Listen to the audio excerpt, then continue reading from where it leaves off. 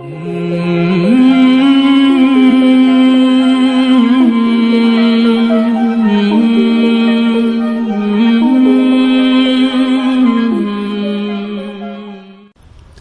علیکم ورحمۃ اللہ وبرکاتہ۔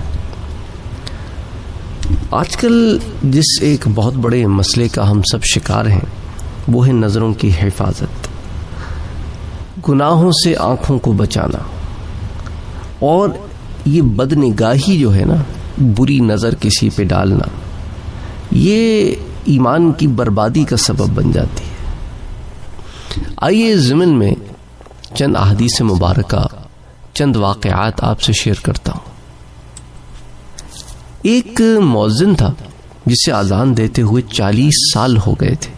ایک دن اذان دیتے ہوئے اس کی نظر ایک نصرانی عورت پر پڑی تو عقل اور دل جواب دے گئے۔ اذان چھوڑ کر اس عورت کے پاس جا پہنچا اور نکاح کا پیغام دیا۔ وہ کہنے لگی میرا مہر تجھ پر بہت بھاری ہوگا۔ وہ پوچھنے لگا کہ بھئی تیرا مہر کیا ہے؟ کہا دین اسلام چھوڑ کر نصرانی بن جا۔ معاذ اللہ۔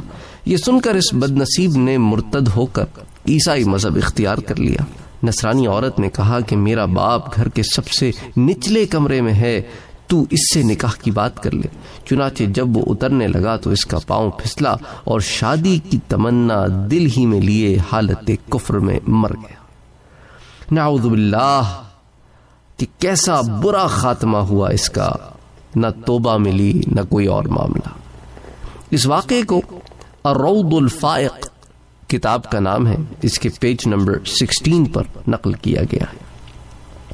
حضرت معاویہ بن حیدہ رضی اللہ تعالی عنہ سے روایت ہے کہ حضور اکرم صلی اللہ علیہ وآلہ وسلم کا ارشاد پاک ہے کہ 3 آنکھیں جہنم نہ دیکھیں گی۔ ایک وہ آنکھ جس نے راہ خدا میں پہرا دیا، دوسری وہ آنکھ جو اللہ کے خوف سے روئے، اور تیسری وہ آنکھ جو اللہ کی حرام کردہ چیزوں کی طرف اٹھنے سے رک جائے۔ اس روایت کو معجم الکبیر میں روایت کیا گیا ہے، حدیث نمبر 1003۔ حضرت ابو امامہ رضی اللہ تعالی عنہ فرماتے ہیں کہ حضور اکرم صلی اللہ علیہ وآلہ وسلم نے ارشاد فرمایا، جس مسلمان کی نظر کسی عورت کے حسن پر جا پڑے اور وہ اپنی نگاہ جھکا لے تو اللہ اس کے دل میں عبادت کی لذت عطا فرمائے گا۔ اس روایت کو امام احمد نے مسند امام احمد میں روایت کیا ہے، ان روایات کے تحت جہاں ابو امامہ رضی اللہ تعالی عنہ کی روایات موجود ہیں۔ یہ حدیث نمبر ہے 22,341۔ یاد رکھیں کہ مسند وہ کتاب ہوتی ہے جس میں جو باب قائم کیے جاتے ہیں وہ کسی نہ کسی شخص پر، یعنی کہ ایک جگہ حضرت ابو بکر کا باب ہے تو حضرت ابو بکر کی تمام مرویات جمع ہیں، ایک جگہ حضرت علی کا باب ہے تو حضرت علی سے تمام مرویات جو ہیں وہ جمع ہیں۔ اس طرح معاملہ ہوتا ہے مسند میں۔ اور دیگر کتب حدیث میں آپ نے دیکھا ہوگا مختلف اور ٹاپکس پر باب قائم کیے جاتے ہیں، ایمانیات پر اور نماز پر اور روزے پر، لیکن مسند میں یہ معاملہ نہیں ہوتا۔ بہرحال اب آپ یہ دیکھیں کہ حضور اکرم صلی اللہ علیہ وآلہ وسلم نے جنت کی ضمانت کس بات پر کی؟ آپ نے کہا، آپ نے فرمایا کہ جو مجھے اپنی 2 داڑوں کے درمیان والی چیز یعنی زبان اور 2 ٹانگوں کے درمیان والی چیز یعنی کہ شرمگاہ، اس کی ضمانت دے کہ نہ اپنی زبان کا غلط استعمال کرے گا، نہ اس کو غلط جگہ یوز کرے گا، نہ اس سے کسی کو تکلیف پہنچائے گا، یہ زبان کی ضمانت ہوگی، نہ جھوٹ بولے گا۔ اور دوسرے معاملات ہو گئے زبان سے جتنے گناہ ہوتے ہیں، گالیاں دینا، لان تان کرنا، یہ تمام معاملات ہو گئے۔ اور دوسری طرف شرمگاہ کے زنا نہیں کرے گا، اس کو غلط استعمال نہیں کرے گا، اس کے گناہوں سے بچے گا، تو جو ان 2 چیزوں کی جو ضمانت دے گا میں اسے جنت کی ضمانت دیتا ہوں۔ کتنی بڑی بات ہے نا، جنت کی ضمانت مل رہی ہے ان کی حفاظت سے۔ تو معلوم یہ ہوا کہ ان دونوں کو بچاؤ تو بہت سارے گناہوں سے بندہ ویسی بچ جاتا ہے، اور جب غیر پر نگاہ پڑے تو اس نگاہ کو جھکائے، اس سے ہٹائے، تو پھر عبادت میں لذت پیدا ہوتی ہے۔ اچھا، یہ جو روایت ہے اسے امام بخاری نے کتاب الرقاق میں باب حفظ اللسان یعنی زبان کی حفاظت کے باب میں روایت کیا ہے۔ حضرت عبادہ بن ثابت رضی اللہ تعالی عنہ فرماتے ہیں کہ حضور اکرم صلی اللہ علیہ وآلہ وسلم نے ارشاد فرمایا، تم مجھے 6 چیزوں کی ضمانت دے دو، میں تمہیں جنت کی ضمانت دیتا ہوں۔ یہ اور تفصیل سے ہے یہ روایت۔ ایک یہ کہ جب بات کرو تو سچ بولو، جب وعدہ کرو تو اسے پورا کرو، جب امانتیں تمہارے سپرد کی جائیں تو انہیں ادا کیا کرو، اپنی شرمگاہ کی حفاظت کرو، اپنی نگاہیں نیچی رکھو اور اپنے ہاتھوں کو روکے رکھو، یعنی کسی مسلمان کو تکلیف نہ دو۔ تو اس میں سے اگر آپ غور کریں تو اکثر کا تعلق زبان سے ہے، جیسے بات کرو تو سچ بولو، وعدہ کرو تو پورا کرو، یہ زبان سے ہوتے ہیں نا دونوں معاملات۔ جب امانتیں تمہارے سپرد کی جائیں تو انہیں ادا کیا کرو، یہ معاملہ بھی یہی زبان کا ہی ہے کہ بھی زبان سے ہی آپ کہتے ہیں نا یہ بھئی یہ چیز رکھ لو، میں آؤں گا تو لے لوں گا، آپ نے کہتے ہیں ٹھیک ہے جی۔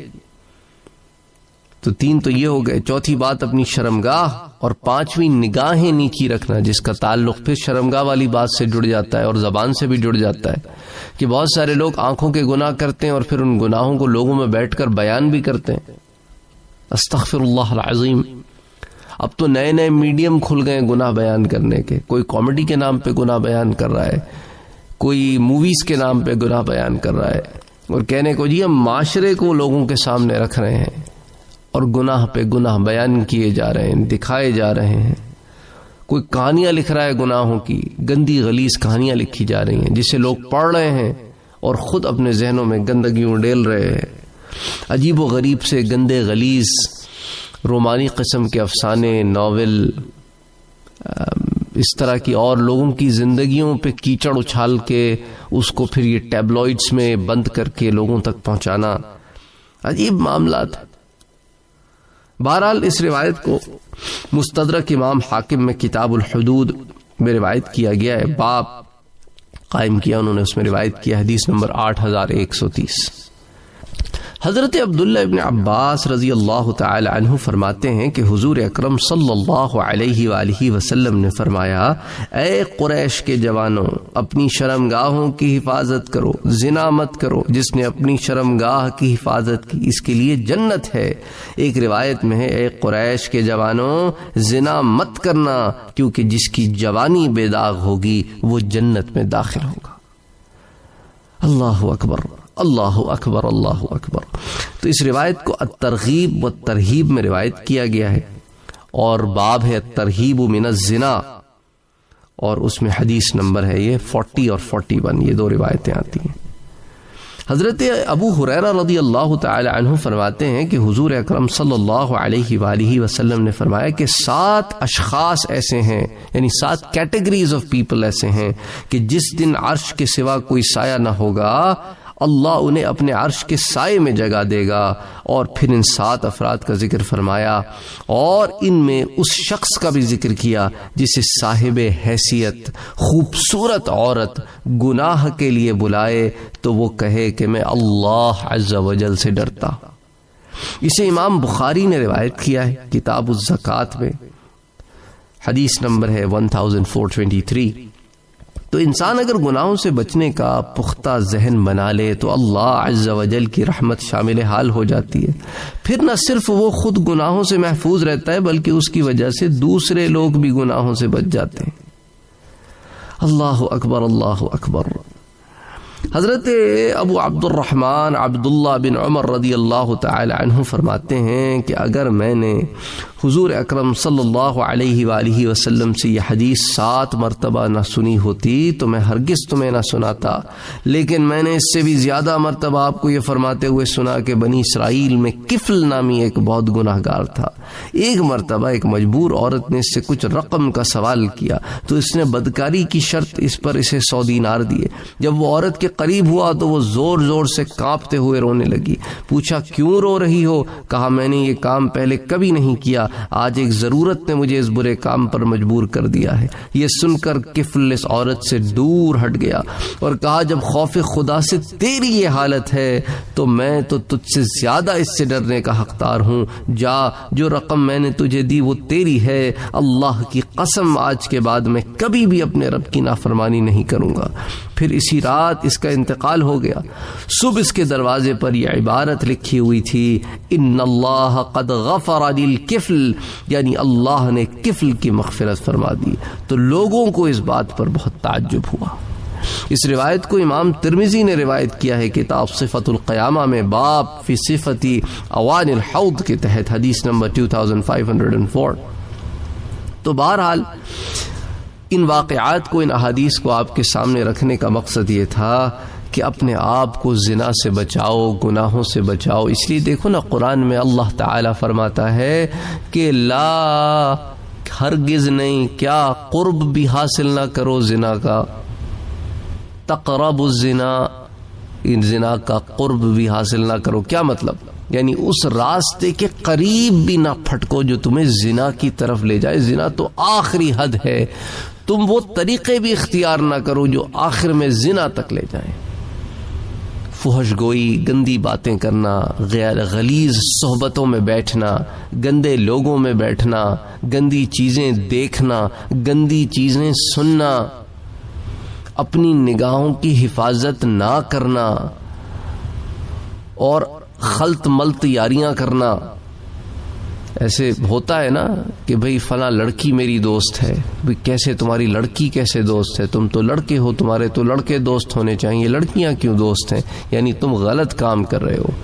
بھئی میں تو صرف اس سے بات ہی کرتا ہوں. کیوں کرتے ہو؟ کیا ضرورت ہے تمہیں اس سے بات کرنے کی؟ ایسی کیا ضرورت ہے جو تمہیں اس کے پاس لے جاتی ہے کہ تم بات کرتے ہو؟ اس کے گھر میں کوئی اور نہیں ہے جس سے تم الیک سلیک کر سکتے ہو کہ تمہیں وہی ملتی ہے؟ تم چھت پہ اس سے کیوں بات کرتے ہو؟